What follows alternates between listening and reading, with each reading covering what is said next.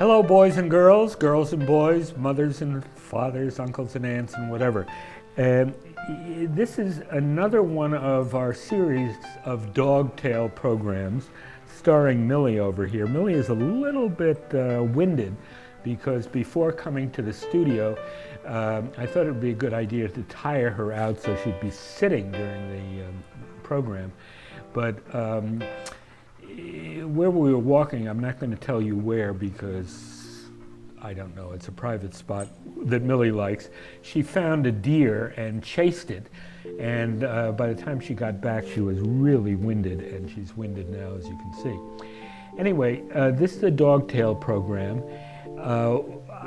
I've been writing stories, as you know, about Millie for this program. But the format is going to be changed. We're going to be doing it differently starting our next show, which will probably be December or maybe January.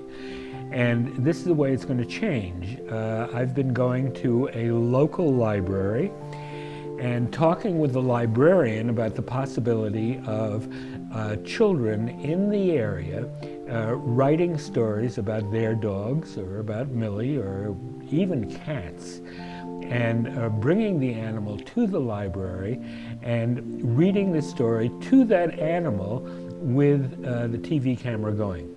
And then we can broadcast the program. That'll be our new way of doing things, I hope. We're going to give it a try, and I think in all probability it's going to work. So next time it's not going to be the Millie show, it may be your own dog's show. And I think your dog will appreciate it, and I think you will too. Okay, for today's show, I turn the program over to Shiloh. This is Shiloh. Hi, Shiloh. Hi. Shiloh will deal with the story, and Millie and I will listen. Go for it, Shiloh.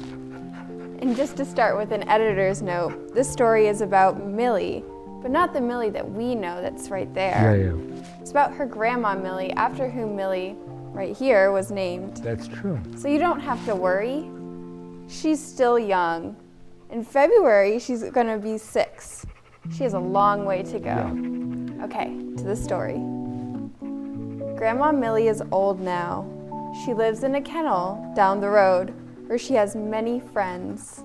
She spends her time sleeping for the most part, but when her nieces and nephews and various other friends and puppies visit, she likes to tell them about what the world was like when she was young, as most of our grandparents generally do. I know I love hearing stories about my grandpa's childhood. Yeah, I'm a grandpa, you know, and I tell stories like that too. It's great passing down generations. Yes. The young animals' favorite story is the one Millie calls the Dog Star. It goes like this. When we were puppies, my friend and I would have a lot of fun. We would chase each other and play snarf ball. We would swim and chase ducks all summer long. Stuff ourselves on kibble, chicken soup and beef bones, and then drift off to sleep together in a big heap. Kind of like what Millie does that right all now. the time. Yeah. She does. She gets it from her grandma, obviously. She's a lot like her grandma, actually. Yeah, I can see that. For a special treat, we loved to attend concerts. The group we liked best was Harlan Wolf and his Wolverine brothers and sisters. These were cousins of ours who we greatly admired. Late at night, once every month, when the moon was full, Harlan and the Wolverines would assemble on the very top of the bald mountain and sing to the moon. They had deep, rich voices. It was so beautiful. On those nights, my friends and I would sneak out of our houses after everyone was asleep, dance down the dirt road together, chasing each other, giggling and singing. Our families never knew. That's a little... It's possible. It's possible. When we reached the concert, we found places to sit with all the other dogs, deeply moved and carried away by the music. Sometimes we sang along with the wolves, but they had more beautiful howls than any of us, and so out of respect, we mostly wagged our tails in time, and when we did sing, we did our best to keep our voices low so as not to disturb the magic of the evening. When midnight came near, a few of us began to dance. Soon, the whole mountaintop was filled with dogs dancing to the song of the wolves. Thinking of it now, it brings tears of joy to my eye. It's beautiful. It's beautiful. As I got older, it occurred to me to wonder why the Harlan and his wolverines came to sing to the moon in the first place. Was it because the moon is so beautiful, or was singing part of a religious ceremony? Is the moon sacred, a place of magic? Does a god live in the moon who hears the joyful but sometimes mournful songs of my cousins, the wolves? One night, I screwed up my courage and put the question to Harlan. No, no, no, Harlan said. It's not like that at all, not at all. We only sing to beg the moon as respectfully as we can to please get out of our way. What? I said. So we can sing to the dog star more clearly, so the moon does not hide it, he explained. The dog star? I never heard. It sounds like a sci-fi thing. Yes, he said. The official name is Sirius, like Sirius Black from Harry Potter, who turned into a dog. Aptly named. It is the brightest star in the night sky. It is where all the dogs and wolves go when they die. My ancestors are up there waiting for me, and someday I shall join them. Really? Oh, I said, I understand. Your singing is a way of staying in touch with your relatives. It's like a prayer or a telephone that people use. No, Harlan explained. We aren't baying at our families in the dog star. We are baying at the moon to get out of our way so we can see the dog star better. The moon has an irritating habit of blocking our view every month. We hope that our singing will convince the moon to move over a bit. Yeah. Maybe someday it will. Grandma Millie, as I say, is old now. She has difficulty walking. She moves slowly and painfully and uses a walker.